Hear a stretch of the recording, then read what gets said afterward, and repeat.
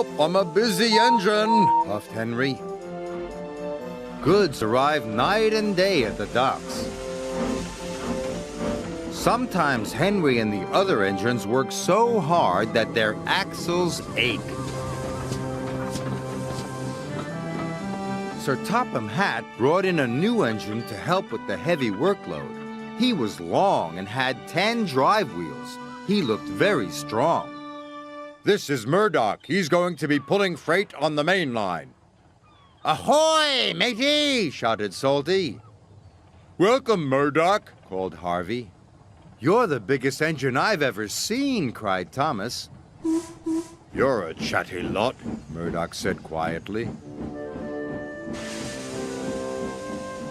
Soon Murdoch was coupled to a long, long line of heavy freight cars. His boiler strained, his wheels started to turn, and the mighty engine chuffed away. Murdoch longed for some peace and quiet. But everywhere he went, it was noisy and crowded.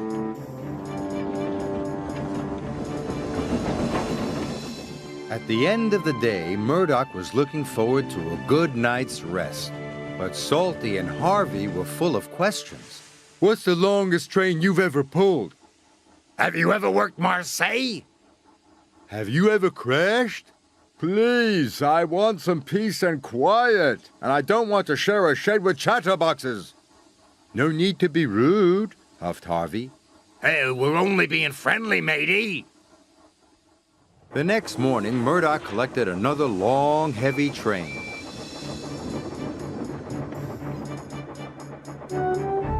This time, he chuffed into the beautiful countryside.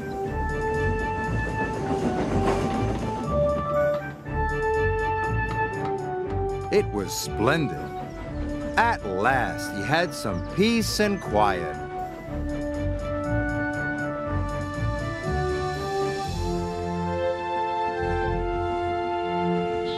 Suddenly, his driver applied the brakes.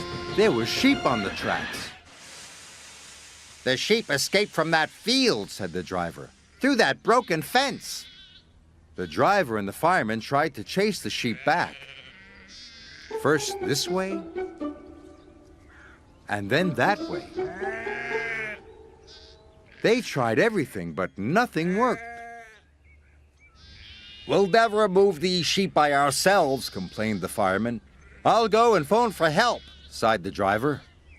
Murdoch was very unhappy. The noisy sheep were spoiling his peace and quiet. Sir Topham Hatt was enjoying afternoon tea when he got the call. Sheep? He exclaimed loudly. I'll send Toby with the farmer immediately. The sheep were becoming noisier and noisier. Please stop, groaned Murdoch. I'd rather be back with the chatterbox engines.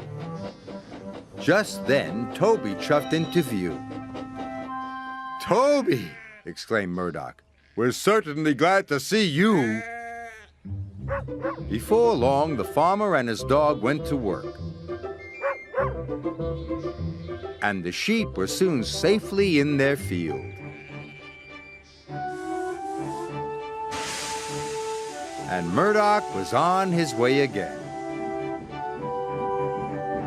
Thanks, Toby! That evening, Murdoch parked between Harvey and Salty. But Murdoch spoke first. I'm sorry that I was cross, he chuffed. I'm very pleased to share a shed with you. And we're very pleased to have your company, said Harvey. Aye, we are, added Salty. It reminds me of a story. Murdoch smiled. The sound of ba-ba would have kept him awake, but a Salty story would send him happily to sleep.